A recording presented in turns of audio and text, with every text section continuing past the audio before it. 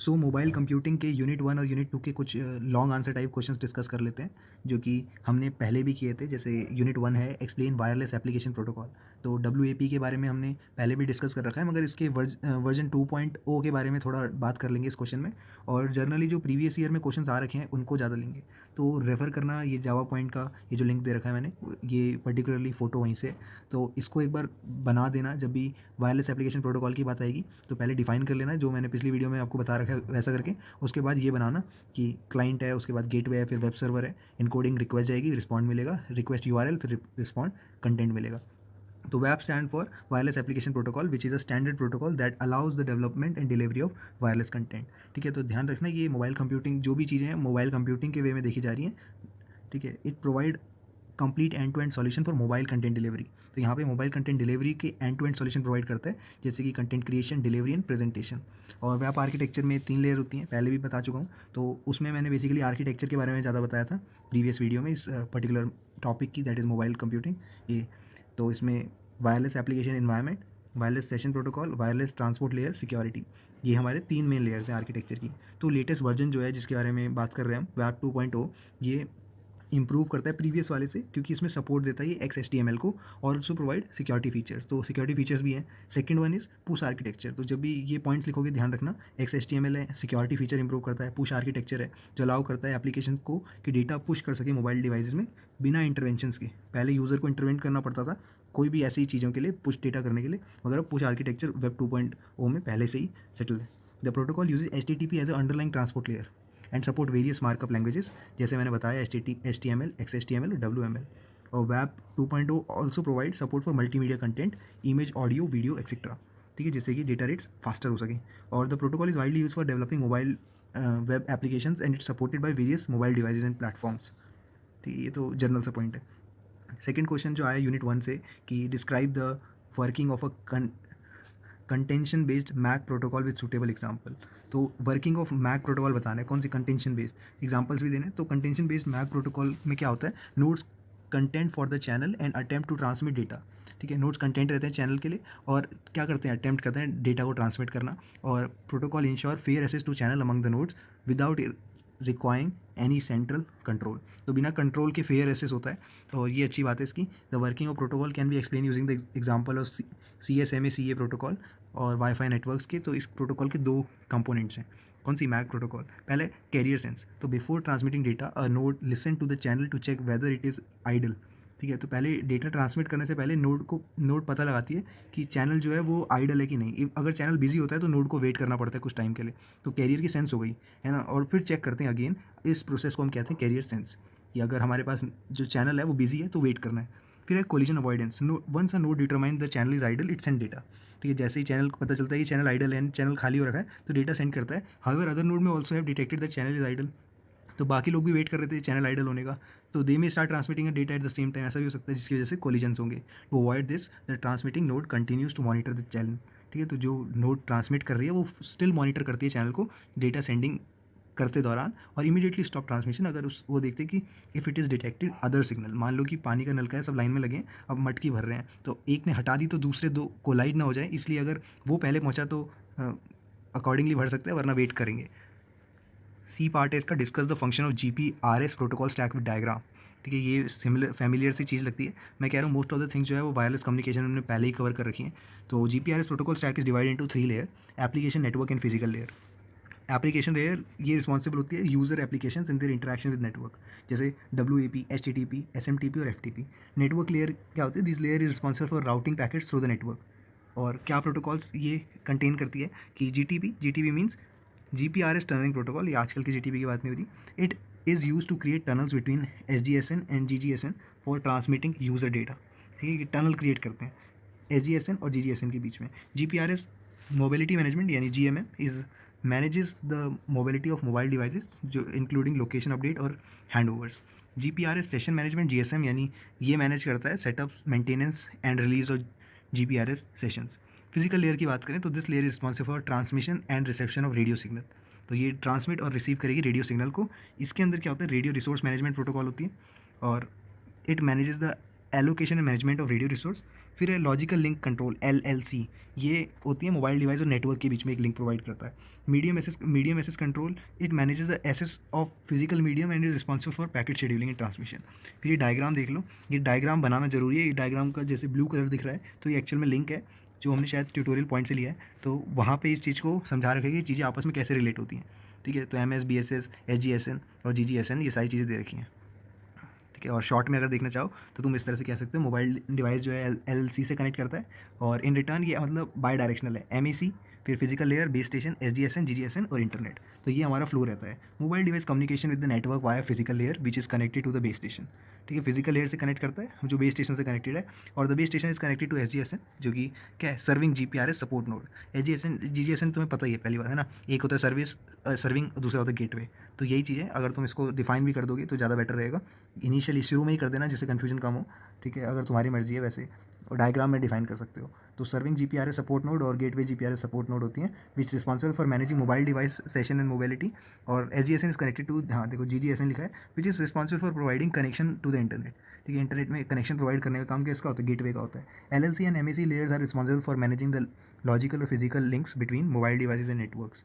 ठीक है, ये चीज़ एक्सप्लेन कर देना। अच्छा, ये जो डी पार्ट है इसका, describe GSM architecture and it's services in detail, explain about GSM authentication and security.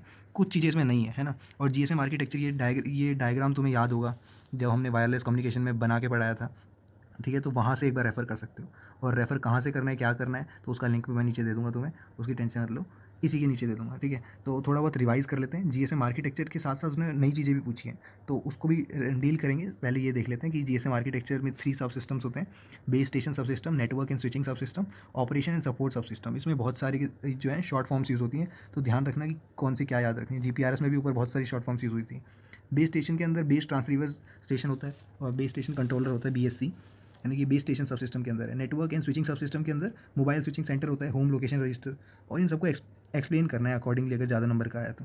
Home location register, visitor location register, अब तो तुम्हें याद भी हो गया होगा ये। Authentication centre, equipment identity register, EIR। फिर है ऑपरेशनल सपोर्ट सब सिस्टम, ये क्या होता है, इसमें ऑपरेशन मैनेजमेंट सेंटर आता है, OMC। ये GSM सर्विसेज आती हैं जैसे voice service, data service, short message service, supplementary services. और GSM ऑथेंटिकेशन सिक्योरिटी, क्वेश्चन ने पूछा था कि इसके बारे में बताओ, तो पर्टिकुलरली ये चीज़ थोड़ी तुम्हें पता भी होगी, अगर रिलेट नहीं कर पा रहे होगे तो आप समझ जाओगे। वो जो सिम होता है, SIM, subscriber identity module, store the subscriber authentication information, है ना। यहाँ पे सिक्योरिटी रिलेटेड बात हो रही है, तो सिम में हमारी सब्सक्राइबर की सारी इन्फॉर्मेशन होती है। फिर authentication is the process in which SIM card verifies the identity of a subscriber to the network. ठीक है, ऑथेंटिकेशन क्या करता है, जो हमारा सब्सक्राइबर है उसकी आइडेंटिटी का पता लगा बताता है नेटवर्क में।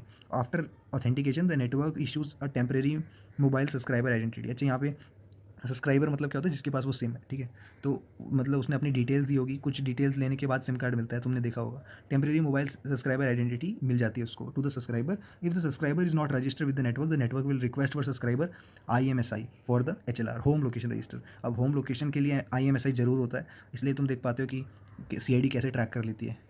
GSM uses A5 encryption algorithm to encrypt voice and data traffic over the air interface। अब एयर में डेटा जा रहा है तो ये जो है ट्रैफिक या फिर अनसिक्योर वे है, तो उसमें GSM जो है A5 encryption का यूज़ करती है। और GSM also use various security measures की encryption, authentication, integrity, protection to secure its network. तो मैं ये वाली लाइन हो गई, तो मैं ये रेफरेंस दे रखा है इस यूट्यूब वीडियो का जो कि हमारी है, और हमने वायरलेस कम्युनिकेशन के टाइम पे अच्छे से आर्किटेक्चर समझाया था।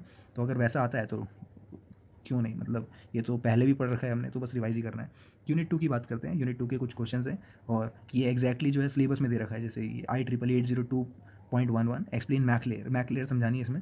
और तुम एक बार IEEE 802.11 एक बार देख लेना, इसके अंदर क्या क्या आता है। What are the fixed assignment schemes. अच्छा, ये एग्जैक्टली क्वेश्चन आ रखे हैं प्रीवियस ईयर पेपर में, तो इसलिए मैं ये लिखा हुआ है। ठीक है, जनरली प्रीवियस ईयर क्वेश्चन ही देखते हैं क्योंकि वो आने के चांसेस रहते हैं। What are the fixed assignment schemes for MAC protocol, explain their mechanism in detail. MAC मतलब media access control layer in IEEE 802.11 standard, define the rules and procedure. Protocol क्या करता है, रूल्स और प्रोसीजर बताता है। Sharing the wireless medium among multiple devices, it provide the framework for exchange of data packet between wireless nodes. ठीक है, तो जो डेटा पैकेट्स एक्सचेंज होंगे वायरलेस, पहली बात तो वायरलेस काम हो रहा है, और उसमें उसके लिए जो डेटा पैकेट्स एक्सचेंज होंगे उनको फ्रेमवर्क प्रोवाइड करता है हमारा मैक लेयर के लिए, है ना, मतलब मैक प्रोटोकॉल जो काम करती है। तो IEEE 802.11 MAC protocol has 2 mode of operation. पहला है डिस्ट्रीब्यूटेड कोऑर्डिनेशन फंक्शन, DCF, और पॉइंट कोऑर्डिनेशन फंक्शन। थोड़ा दिमाग में रखना है इसको कि मैक प्रोटोकॉल के पास दो ऑपरेशन है, इसके पास 2 मोड्स ऑफ ऑपरेशन है। पहला है DCF और दूसरा है PCF। कोऑर्डिनेशन फंक्शन तो दोनों में है, एक डिस्ट्रीब्यूटेड एक पॉइंट है। डिस्ट्रीब्यूटेड में क्या होता है, डिफॉल्ट मोड ऑफ ऑपरेशन रहता है, पहली बात तो DCF डिफॉल्ट रहता है और बेस्ड होता है CSMA और CA यानी कैरियर सेंस मल्टीपल एस। देखो पिछली बार भी आया था, तो ये चीज़ें मान के चलता हूँ कि ये तुम वायरलेस कम्युनिकेशन से भी चीज़ें याद करके रख रहे होगे, है ना। मतलब तुम्हारे लिए नई चीज़ नहीं होनी चाहिए। या एक काम कर सकते हो कि जितने भी ये शॉर्ट फॉर्म्स हैं उनका लिस्ट बना लो और टाइम टू टाइम चेक करो कि कौन सी क्या किससे रिलेट करती है। जैसे ऊपर हमने HLR VLR इन सब इतने सारे हमने देखे थे, है ना, और GPRS के टाइम पे भी देखे थे। तो कैरियर सेंस मल्टीपल एसेस और कोलिजन अवॉइडेंस मैकेनिज्म को यूज़ करती है कौन, DCF, जो कि डिफ़ॉल्ट मोड है किसका, मैक प्रोटोकॉल का। तो ये चीज़ें रिलेट करना है। In this mode a device must wait for a fixed amount of time after sensing the wireless medium, है ना। इस मोड में क्या होता है, कुछ wait fix amount of time के लिए वेट करना पड़ता है अगर वायरलेस मीडियम के को वो बिजी अगर दिखता है before attempting to transmit data, ठीक है। फिर है फिक्स्ड असाइनमेंट। अच्छा, ये fixed assignment schemes of MAC protocol क्या है, ठीक है। क्वेश्चन में बोल रखा था फिक्स्ड असाइनमेंट स्कीम्स क्या है। पहला है टाइम डिवीजन मल्टीपल ऐसे। देखो ये तुमने पढ़ रखा है टाइम डिवीजन कोड डिवीजन, मगर इसको कब यूज़ करना है और कैसी टर्मिनोलॉजी में आएगा ये चीज़ इंपॉर्टेंट है ना। तो TDM में इस स्कीम में क्या होता है, the wireless medium is divided into a series of time slots. तो देख रहे हो वो एक्जैक्टली नाम एकदम सेम है, मगर इस स्कीम में क्या हो रहा है, वायरलेस मीडियम जो है वो डिवाइड हो रहा है टाइम स्लॉट्स के बेसिस पे, क्योंकि TDM है और हर डिवाइस असाइन हो रहा है एक यूनिक टाइम स्लॉट को। तो TDM scheme is used in situation जहाँ पे bandwidth requirement of each device is known in advance. तो हमें अगर पता होता है कि कितनी बैंडविड्थ है तो हम टाइम स्लॉट दे सकते हैं उसको। फ्रीक्वेंसी डिवीजन में क्या होता है, wireless medium is divided into series of frequency channels और हर डिवाइस को असाइन होता है यूनिक फ्रीक्वेंसी, ठीक है। FDMA scheme is used in situation जहाँ पे bandwidth requirement for each device are known in advance, हमें पहले से ही बैंडविड्थ का पता है। फिर एक कोड डिवीजन मल्टीपल एसेस, तब यहाँ पे हर डिवाइस को असाइन होता है एक यूनिक कोड और all device transmit on the same frequency channel but the receiver can differentiate between different devices based on their unique code, ठीक है। कोड डिवीजन में क्या है, उनको चैनल फ्रीक्वेंसी चैनल को तो सबका सेम रहता है, मगर उनको एक कोड दे दिया जाता है डिफरेंशिएशन के लिए। और CDMA scheme is used in situation जहाँ पे बैंडविड्थ रिक्वायरमेंट हर डिवाइसेस की नोन नहीं होती है, ठीक है, एडवांस में पहले से पता नहीं होती है। फिर mechanism of fixed assignment schemes is as follows. अब इनका मैकेनिज्म क्या है, छोटा सा है देख लो। हर डिवाइस ईच डिवाइस TDMA की बात कर रहा हूँ, एक टाइम स्लॉट मिलता है, ये पता है तुम्हें। Devices must wait for their assign time slot, उनको वेट करना पड़ेगा अपने असाइन टाइम स्लॉट के हिसाब से। जैसे तुम स्कूल जाते हो तो एक फिक्स टाइम होता है, तुम्हें अगले दिन का वेट करना पड़ता है स्कूल जाने के लिए। Time slots are allocated based on the required bandwidth. FDMA में क्या होता है, each device assigned a fixed frequency channel for data transmission. Data transmission के लिए फिक्स्ड फ्रीक्वेंसी चैनल्स हैं, ठीक है। मतलब जैसे अगर तुम्हारा साइंस पढ़ाया जा रहा है तो उस समय साइंस के चैनल्स आएंगे, है ना, ऐसे करके तुम समझने क्लासरूम के हिसाब से। Device transmit data on their assigned frequency channel. Frequency channel जो है वो एलोकेट होते हैं रिक्वायर्ड बैंडविड्थ के हर डिवाइस के हिसाब से। CDMA में बताया यूनिक कोड होता है, device transmit data on same frequency channel, ठीक है। अब कह रहे हैं कि ये हाइपर LAN इसके फीचर्स को डिस्कस करो, तो एग्जैक्टली सिलेबस में दे रखा है ये टर्मिनोलॉजी, तो देख लो एक बार सिलेबस पढ़ के जाओगे, जो जो चीज़ें हैं वो हम भी डिस्कस कर ही रहे हैं। तो ये यूनिट 2 का था, है ना। यूनिट 2 में दे रखा है हाइपर लैन यानी high performance radio location local area network, ठीक है। High performance high performance radio local area network. LAN तो तुम्हें पता ही है ना, हाइपर मतलब हाई परफॉर्मेंस रेडियो, ठीक है। ये स्टैंड करता है वायरलेस लोकल एरिया नेटवर्क के लिए, WLANs के लिए, जो ऑपरेट होते हैं 5 GHz बैंड में, ठीक है, that operate in 5 GHz frequency band. The feature of HiperLAN are high rate data rate. इसके फीचर्स देख लो, ठीक है, ये इटैलिसाइज कर रखें कि हाई डेटा रेट। पहली बात तो 5 GHz फ्रीक्वेंसी जो है वो काफ़ी सही है। HiperLAN provide high data transfer rate up to 54 Mbps, ठीक है। डेटा रेट्स हाई होते हैं। और FHSS टेक्नोलॉजी पहले भी बता रखा है इसके बारे में, हमने कहाँ पढ़ा था, वायरलेस में ही पढ़ा था। फ्रीक्वेंसी हॉपिंग स्प्रेड स्पेक्ट्रम, तो HiperLAN uses FHSS technology for spreading the signal over a wide range. Frequency hop होती रहती है, नाम से ही पता चल रहा है। फिर support of for quality of service, HiperLAN provide support for quality of service, जो अलाउ करते हैं नेटवर्क को कि वो ट्रैफिक प्रायोरिटाइज कर सके। कितना कि क्रिटिकल कैसा है, लेटेंसी कितनी है उसकी, है ना, कितने टाइम तक वो रह पाएगा, वो क्रिटिकल कितना है, जो इसको इमरजेंसी होती है, जो मोस्ट इंपॉर्टेंट होता है, वो क्वालिटी और सर्विस के अकॉर्डिंग पहले जाता है, सपोर्ट करता है। ऑथेंटिकेशन इंक्रिप्शन में HiperLAN provide secure communication through authentication and encryption mechanism, ठीक है। फिर एरर करेक्शन, फिर आता है डायनामिक चैनल सिलेक्शन।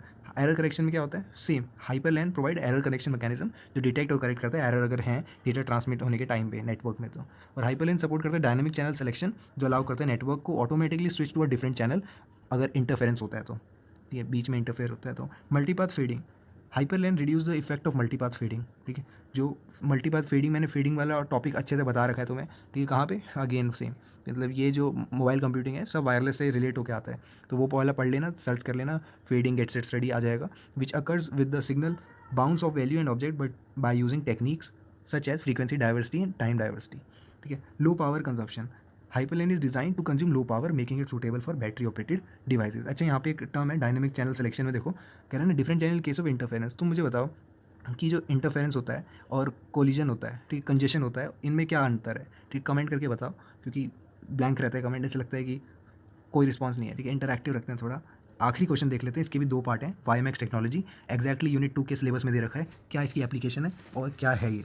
तो वाईमैक्स मतलब worldwide interoperability for microwave access. कितना इंपॉर्टेंट है अगर ये हमें फुल फॉर्म ही ना पता हो तो, ठीक है। तो फुल फॉर्म जान लेना इतना इंपॉर्टेंट है। तो सिलेबस देखो, और हमने डिस्कस कर रखा है, तो ये वाली चीज़ अगर दिमाग में रखोगे तो ये भी यहीं क्लियर हो जाएगा, ठीक है, यहीं पे रिवाइज हो जाएगा 2-3 बार। वाई मैक्स रिवाइज करते हैं, क्या है ये, worldwide interoperability for microwave access, पहले भी पढ़ चुके हैं। एक वायरलेस कम्युनिकेशन स्टैंडर्ड है जो प्रोवाइड करता है हाई स्पीड ब्रॉडबैंड कनेक्टिविटी। जब भी मैक्स की बात हो रही है, वाई मैक्स ऐसी चीज़ें हैं ना वर्ल्ड वाइड, तो की कोशिश करते हैं ये लोग कि पहले से बेटर करें। तो यहाँ पे स्टैंडर्ड हाई है और हाई स्पीड ब्रॉडबैंड कनेक्टिविटी है ज़्यादा डिस्टेंस के लिए। तो it operate on license and unlicense frequency enabling it to be deployed for urban और रूरल दोनों एरियाज़ के लिए। तो दोनों एरियाज़ में आएगी तो ज़्यादा, इसलिए तो वर्ल्ड वाइड है। और वाईमैक्स ऑफर सेवरल एडवांटेज। इसकी एप्लीकेशन क्या है, इसके एडवांटेज देखो ओवर अदर वायरलेस टेक्नोलॉजी की, हाई डेटा रेट है, लॉन्ग रेंज कवरेज है, सेम एज ऊपर जो हमने ऊपर देखा था, है ना, हाइपरलेंस में।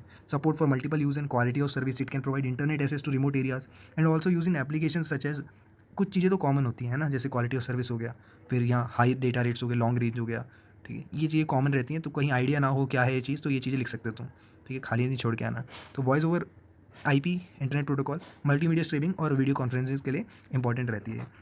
फिर जिग्बी नाम की टेक्नोलॉजी भी थी हमारे सिलेबस में, है मतलब सिलेबस में, तो आने के चांसेस रहते हैं ये क्वेश्चन के। Zigbee is a wireless communication protocol design for low power low data rate application. तो देखो यहाँ फंस सकते हो अगर तुम हाई हाई याद करके रखोगे, है ना। तो जिग्बी जो है वो इसलिए बनाई गई थी कि अगर लो पावर है, लो डेटा रेट एप्लीकेशंस बनाई जा सके। तो it operate on IEEE 802.15.4 standard और कॉमनली यूज होती है किसमें, होम ऑटोमेशन में, बिल्डिंग ऑटोमेशन में, इंडस्ट्रियल ऑटोमेशन में। तो जिग्बी ऑफर करती है कुछ एडवांटेजेस ओवर वायरलेस टेक्नोलॉजी, जैसे कि लो पावर कंजप्शन, ठीक है, हाई पावर की जरूरत ही नहीं होती, तो बैटरी लाइफ भी ज़्यादा होगी। सपोर्ट करेगी large network with many devices, ठीक है, लार्ज नेटवर्क सपोर्ट हो सकते हैं मगर ज़्यादा डिवाइस चाहिए होंगे। It also provide robust security feature, क्योंकि हम यहाँ पे होम ऑटोमेशन बिल्डिंग ऑटोमेशन की बात करें तो रॉबस्ट सिक्योरिटी फीचर्स होंगे जिससे कि डेटा सिक्योरली जा सके। और जिग्बी एक टिपिकली यूज एप्लीकेशन है कि lightning control, temperature control, energy management ऐसे कामों में यूज़ होती है, ठीक है। तो पहली बात तो जिग्बी के बारे में थोड़ा क्या दिमाग में रखना है कि पहले लो पावर लो डेटा रेट एप्लीकेशन है, IEEE 802.15.4 ये स्टैंडर्ड है। दूसरा कि home automation, building automation, industrial automation में यूज़ होती है, और लो पावर है तो लॉन्ग बैटरी लाइफ रहेगी, और इस वजह से ये एप्लीकेशन जो है लाइटनिंग कंट्रोल, टेम्परेचर कंट्रोल ऐसी जगहों में यूज़ होती है। ये तो आज के लिए इतना ही रखते हैं। और यूनिट 1 और यूनिट 2 के हमने कुछ क्वेश्चंस देखे जो आने के चांसेस हैं, तो इसी तरह तुम तैयारी करते रहना बस।